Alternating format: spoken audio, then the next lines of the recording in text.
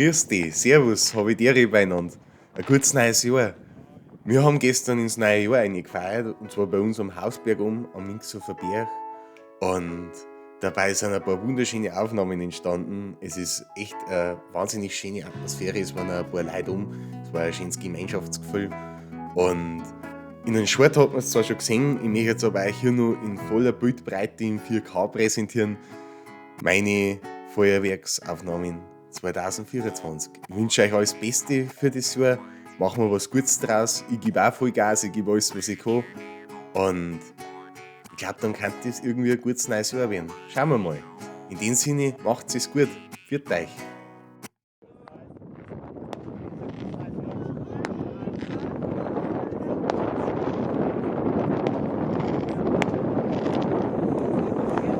Schau dir das einmal an. Ein gutes neues Jahr. Schau dir das einmal an.